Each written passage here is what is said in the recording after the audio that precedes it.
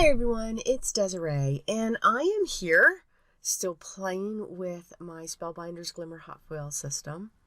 And today I'm going to be using two plates from the Spellbinders Holiday Collection. And this collection is focused on the Glimmer system.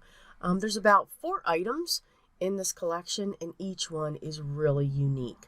So you can see the 2 that I'm using. One has got a beautiful banner that says Merry Christmas and some greeneries and ornaments. And then the other one's just got some really funky fonts. Let's go with that. And of course, if that one's called Reindeer Games.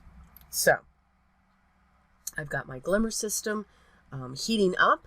I've put my plate on there, and now I'm just going to trim down the foil that I'm going to be using for today. For today's 2 projects, I'm going to be using the gold foil and the red. So very simple, no fancy colors. So I do find that when I trim my foils down close to the size of the plate, I do get a better result, meaning I don't get much of the halo. Now, I also find if I put either an extra thick cardstock or a piece of my chipboard, it's like the weight of a cereal box, that helps to put pressure just on the plate so that it does go down into my cardstock. Now, again, that's just what I find. As I keep using the system, I'm learning more and more and getting more comfortable with it.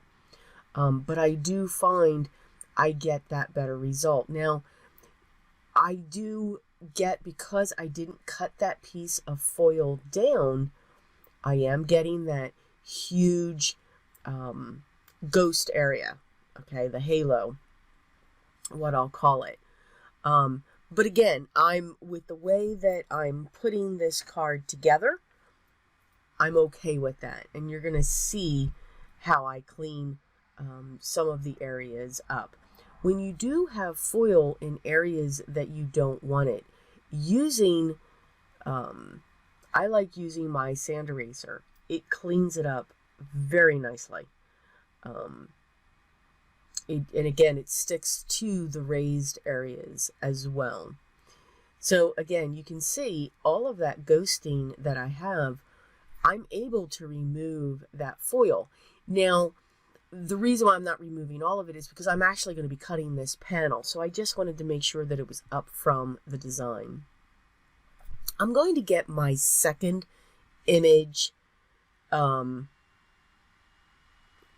and get that foiled. Again, I'm using red, and I'm putting this, while I put the first one gold onto an ivory cardstock, I'm using the red on a lime green cardstock. So I just really do like those 2 colors together when it comes to the holidays.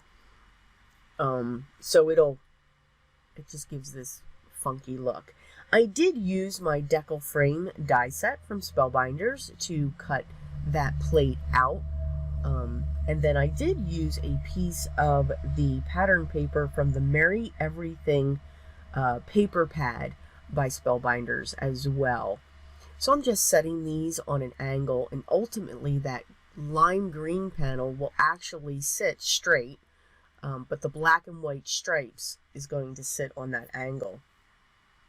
I'm going to use my tape runner to place this panel up onto my standard A2 size card base, and there will be just a slight white border going around.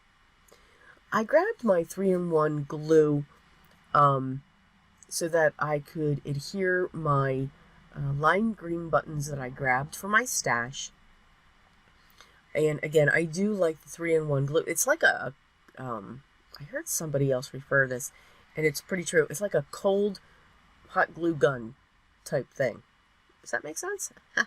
No. So instead of using a hot glue gun, I'm using the cold. Let's go with that. So now, it would look fine if you just leave the buttons like that. Of course, I can't. So I did grab my Nuvo drops in Ruby Slippers, and I'm going to add that to the top of those buttons. So I'll have that area of sparkly wonderfulness. That's not all over the place. Just on top of those buttons.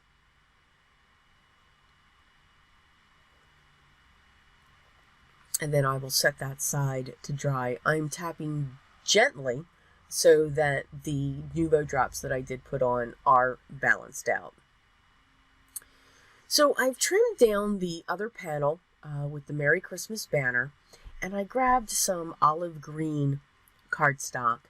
I'm going to use some fun foam for the back of where I glimmered my image, and I'm going to use my tape runner to adhere my fun foam onto the back and then onto my panel. Now this card here that I'm making is actually going to measure 5.5 by 5.5. So it's not your standard A2 size card. Now I grabbed my antique linen and my forest moss distress oxides and a finger dauber, and I'm just applying those colors to my die cuts. Now the die cuts I'm using here is the layered poinsettia set by Spellbinders, and I didn't use the largest of the petals. I'm using all of the ones below that. I'm using the antique linen to highlight the white area of the poinsettia.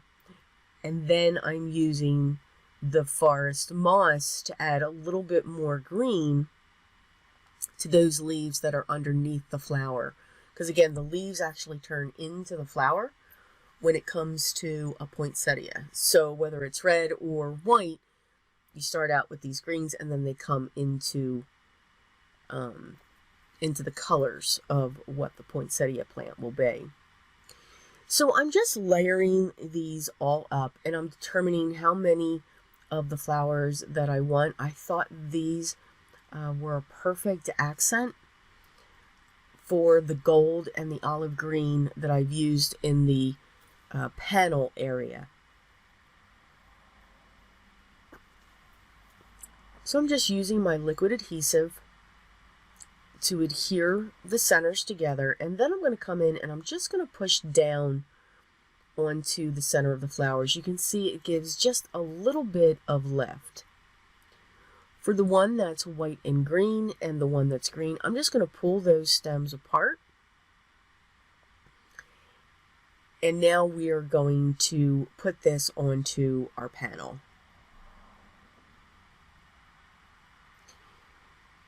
So to make sure where my flowers are going to get placed, I'm going to add the card panel to my card base, because I will have the flowers come off the panel. I am going to use my glue dots to adhere my flowers in place. So I do have 3. I do like to do things when it comes to embellishments, whether it's enamel dots, Nuvo drops. I do like to do that in odd numbers. So I'm just going to continue to place these flowers around.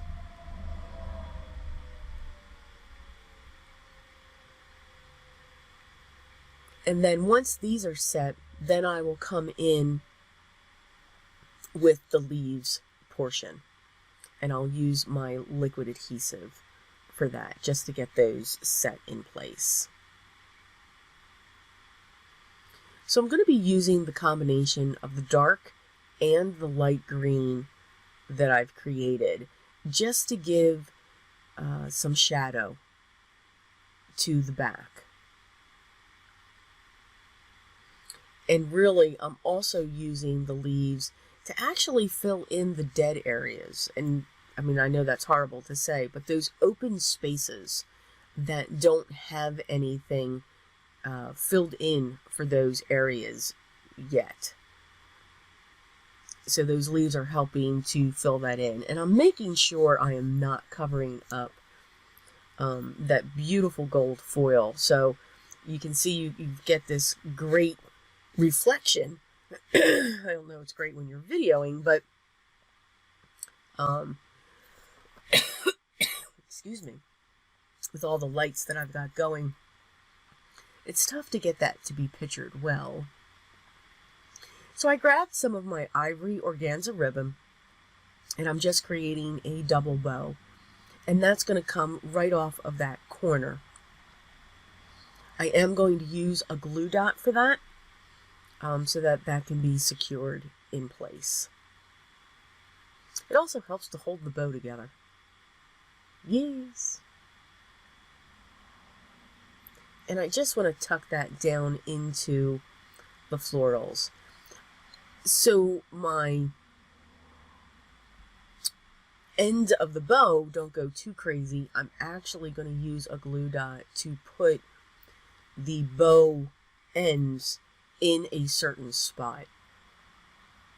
And then I'm just going to trim these. Now, honestly, I should have left them long. I kind of liked the look of them being long. But again, it's totally good. I added some gold Nuvo drops to the center of my poinsettias, and that is our second card, using just the 2 plates from the Spellbinders holiday collection. Now, here I brought this down. I haven't done this in a while, just to show the 2 cards. So, normal speed, no speeding up there. But I do like the font, especially on the one with the reindeer names. And I do like the elegance that the Merry Christmas banner has. So I do hope you enjoyed these projects. If you're looking for a quick but elegant way to create mass-produced cards, this is the way to go. All of the products that I used will be listed down below, as always. And if you have any questions, please don't hesitate to leave those down below as well, and I'll get back to you as soon as I can. I hope everyone is having a great day. I want to thank you so much for stopping by, spending a little time watching the video. If you haven't already, I'd love for you to subscribe. Make sure you ring the bell so that you know when the next video is live. And always remember what's most important. Always be creative.